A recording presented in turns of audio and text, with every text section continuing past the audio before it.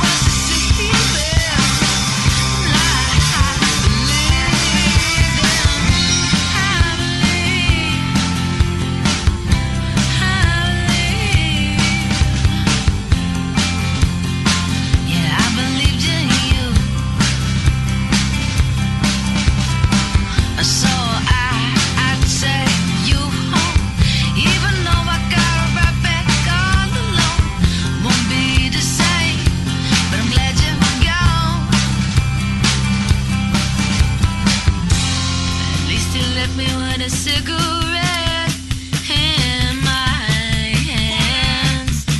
1, 2, 1, 2, 3, 4.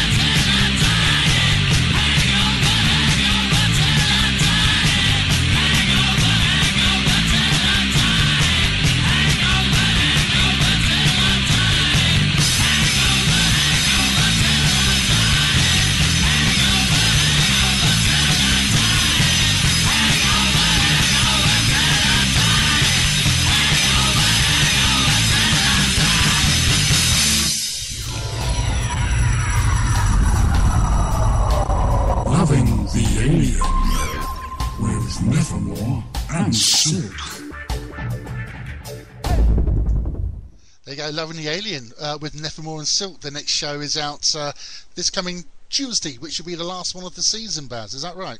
It will, yeah, and it's very topical. Yeah, go on, give us a rundown. I can't tell you about it because we never do before the show. We never do. All I'll say is that boom, motherfucker. That's all I'm going to say. Okay. Yeah. I got it. All right, okay. Well, that looks good. I'll be listening into that.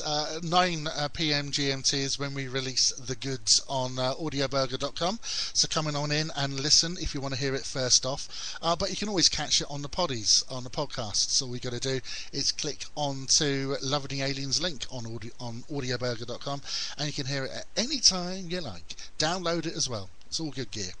Now then, the chat room has been going a bit loopy, do-lally crazy. And Baz, what they've been saying, mate?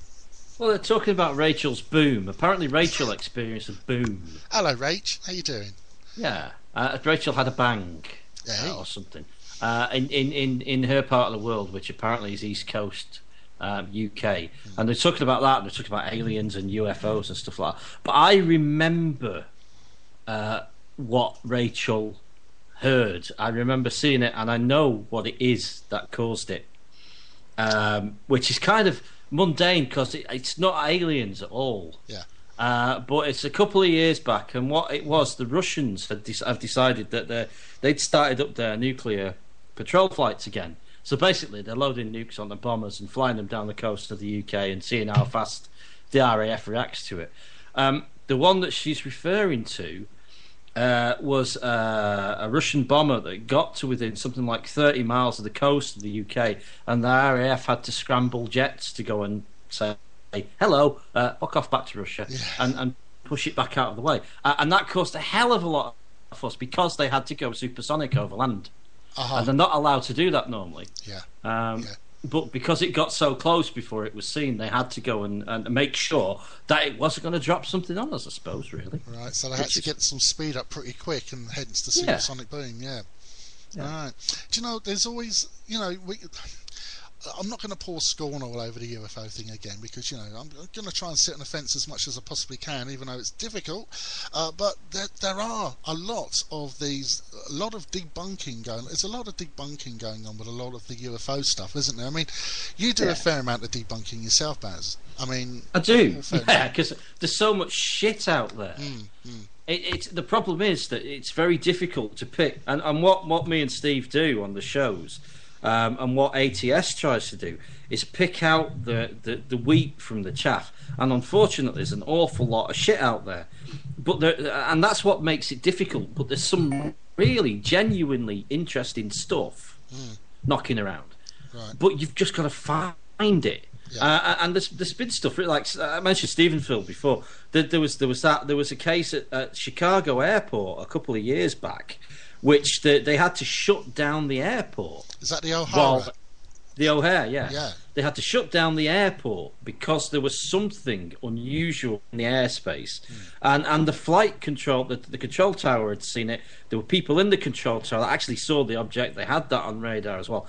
That's not the military fucking about over a civilian airport, because that's a stupid thing to do. So,